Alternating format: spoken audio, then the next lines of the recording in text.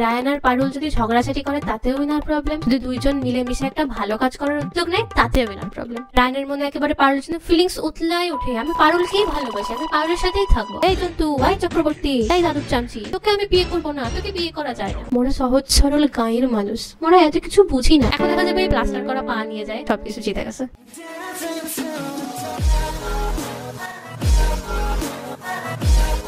হেই, কি অবস্থা সবার? Welcome to another episode of এসো সিরিয়াল দেখি বাস্তবতা শিখি। তো আজকে আমি যে ইউনিক আর মোটিভেশনাল সিরিয়ালটাকে নিয়ে কথা বলতে যাচ্ছি, যাতে প্রেম, ভালোবাসা, ঘৃণা, থ্রিলার, সাসপেন্স, ড্রামা সব কিছু আছে, একটা জিনিস বাদে, লজিক।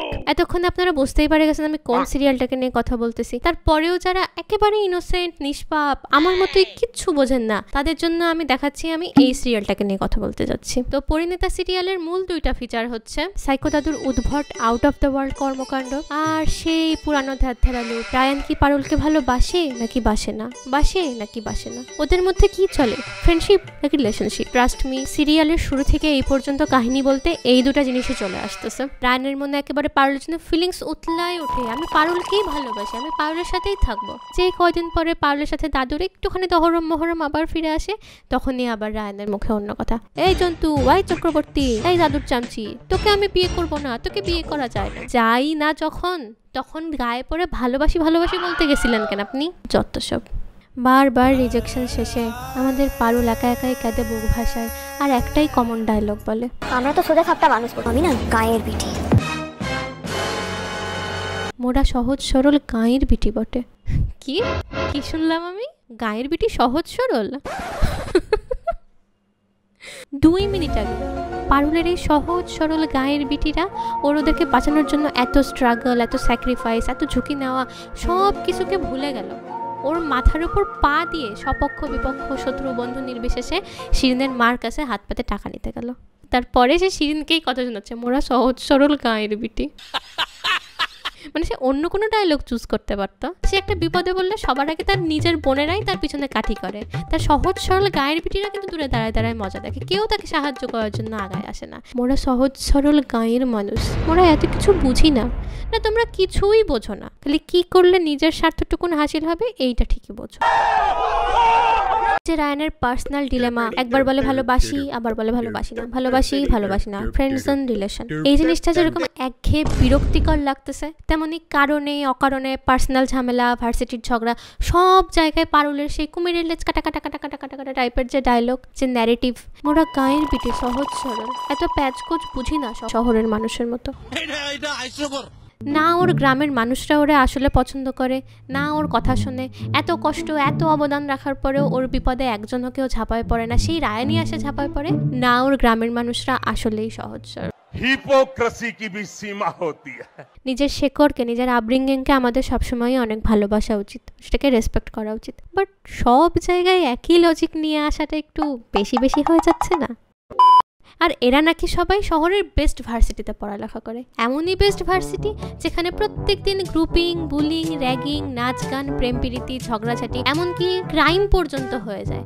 কথায় কথায় এইটা ওইটা সেটা কম্পিটিশন সারাক্ষণ লাগে থাকে, কিন্তু পড়ালেখা হয় না। একটা দুইটা ক্লাসের সিন ছাড়া আমি জীবনেও এদেরকে পড়ালেখা করতে দেখি নাই। হয় ক্যান্টিনে বসে গ্যাঞ্জাম করে, আর নইলে দেখা যায় সবাই মিলে ওই এক পারুলের পিছেই পড়ে আসে। মানে সবাই এত জবলেস কেমনে? আমি আগে ভাবতাম আমার ক্লাসের পোলাপান গ্যাঞ্জাইমা, কিন্তু এই সিরিয়াল দেখার পর আমি বুঝতে পারছি না, আমার ক্লাসের পোলাপান যথেষ্ট ভালো, তারা যথেষ্ট নিজের চরকায় তেল দেয়। অ্যাটলিস্ট এদের মতো না, সবাই মিলে ওই একটা মেয়ের পিছনেই পড়ে আসে। এত টাইম কেমনে এদের? রায়ান ক্লিয়ারলি সাদা খাদা জমা দিছে, সে সারা বছর কিচ্ছু পড়ে নাই, সিলেবাস পর্যন্ত জানেন, কিন্তু পারুল তাকে এমন পড়াইছে সে এক রাতের পরে একেবারে ফার্স্ট ক্লাস পেয়ে গেল। পারুল এক রাতের মধ্যে নাচ শিখে ওই কি কি সব কম্পিটিশন হয় সেটাতে ফার্স্ট হয়ে গেল। এখন দেখা যাবে এই ভাঙ্গা পা, প্লাস্টার করা পা নিয়ে যায়, ও এইসব সব কিছু জিতে গেছে। এদের কি স্পেশাল পাওয়ার আছে? এটা কেমনে এত চমৎকার করে? মানে আমার তো মনে হয় নোবেল, অস্কার যা কিছু আছে সব কিছু একদম পারুলের মুখ বরাবর ছুড়ে দেওয়া উচিত। তো এই সিরিয়ালের নায়ক নায়িকা রায়ান আর পারুল হলো মেইন ক্যারেক্টার, কিন্তু এদের একজনের। এখানে অনলি সাইকো দাদু ইজ রিয়েল। সিরিয়ালের শুরু থেকে এই পর্যন্ত সে টোটালি নাতি নাতনিদের বিয়ে, ক্যারিয়ার, লাইফ নিয়ে একটার পর একটা এক্সপেরিমেন্ট করে যাইতেছে। যে মেয়ের শহরে থাকার কথা, বিদেশে যায় পিএইচডি করার কথা, তাকে একেবারে গ্রামের মধ্যে বিয়ে দিয়ে গোবর সাফ করাইতেছে। ফুল মন মূর্তি চালায় যাইতেছে ইনি শুরু থেকে। একে তো ইনি জোর করে রায়ান আর পারুলের বিয়ে দিছে, আর এখন উনি এক্সপেক্ট করতেছে যে রায়ানের যেহেতু পারুলের প্রতি ফিলিংস আসতেছিল, সেহেতু এই ফিলিংসটা আসতেই হবে। উনি বলা মাত্র রায়ানকে পারুলের প্রেমে পড়ে যাইতে হবে। এই প্রেমে পড়। রায়ান আর পারুল যদি ঝগড়াঝাটি করে তাতেও ইনার প্রবলেম, যদি দুইজন মিলেমিশে একটা ভালো কাজ করার উদ্যোগ নেয় তাতেও ইনার প্রবলেম। তার নাতি নাতনিরা, ছেলে মেয়েরা যদি তার পয়সায় খায় তাতেও ইনি কথা শোনাবে। তার ছত্রছায়া থেকে বের হয়ে যদি নিজে নিজে কিছু করতে চায় তাতেও যায় বাগড়া দিবে। মানে আমি আসলেই বুঝতে পারি না সাইকো দাদুর সমস্যাটা কি। প্রথমে তো নিজেই ওদেরকে ঘাট ধরে বের করে দিল, থাকার সমস্ত জায়গা বন্ধ করে দিল। এখন ওনার রাগ হচ্ছে কেন ওনার পায়ে এসে পড়লো না, কেন ওনার পায়ে এসে গিন গিন গিন গিন করে বললো না যে না প্লিজ আমাকে বাসায় নিয়ে নাও, ওই বাসা ছাড়া আমার কিছু করার নাই। নার্সিসিস্টের একটা জ্বলন্ত উদাহরণ হচ্ছে এই সাইকো দাদু। শাসন করার নামে, সংস্কার শেখানোর নামে একটা অ্যাডাল্ট মানুষকে যতভাবে অপমান করা সম্ভব এই সাইকো দাদু সব কিছু করে ফেলবে, কিন্তু তাকে কিছু বলা যাবে না। পোলাপানের সামনে তাদের বাপ কাকাদেরকে মারবে, মায়েদেরকে কথা শোনাবে, এইটা ওইটা নিয়ে খোটা দিবে, বাসা থেকে বেরও করে দিতে নিবে। মানে অপমান করার যত রকম হয়ে আছে সে সব কিছু করে ফেলবে, কিন্তু তাকে কিছু বলা যাবে না। তো ব্যাড প্যারেন্টিং কত রকম, কী কী এবং প্যারেন্টসদের কী কী করা উচিত না, এই সিরিয়ালটা আমার মতে তার একটি জ্বলন্ত উদাহরণ। গোপালের মা, রায়ানের মা, এদের কাকি, এদের সবাই হচ্ছে সেই বজ্জাত শাশুড়ি টাইপের, যাদের কাছে যাই হোক না কেন ছেলের বউই দোষী। ছেলের বউ যদি কলজা কাটে খাওয়ায় তাও বলবে যে লবণ কম হয়েছে। ছেলের বউ ছেলেরে মাথায় হাত বুলায় নিয়ে নিতেছে। কেন আপনার ছেলে কি ছোট বাচ্চা? এদিকে শিরিনের মা, উনি জানে যে রায়ান বিবাহিত, রায়ান শিরিনকে পাত্তা দেয় না, শিরিন রায়ানের অ্যাটেনশন পাওয়ার জন্য যা কিছু করা সম্ভব সব কিছু করে ফেলছে, বাট তাও রায়ান শিরিনের প্রতি ইন্টারেস্টেড না। এই জায়গায় আমার মা থাকলে প্রথমে আগে আমাকে যদি থাপ্পড় দিত, দিয়ে বলতো অনেক সিঙ্গেল ছেলে আছে, প্রয়োজন পড়লে আমি তোমাকে ছেলে খুঁজে দিব, বাট তুমি এর চক্কর ছাড়ো। ইনি উল্টা আরও বলতেছে আমার সময় আমি বিএফ স্টিল করছি, তুমি কেন হাল ছেড়ে দিবা? একটা বিবাহিত ছেলের পিছনেই তুমি কামড়াকামড়ি করে পড়ে থাকবা। আর সবার শিরোমণি সাইকো দাদুর কথা। তো যাই হোক ফ্রেন্ডস, এদের এই ব্যাড প্যারেন্টিং, এইসব ভালোবাসাবাসি নিব্বা নিব্বির লুপ আমি আসলেই আর নিতে পারছি না।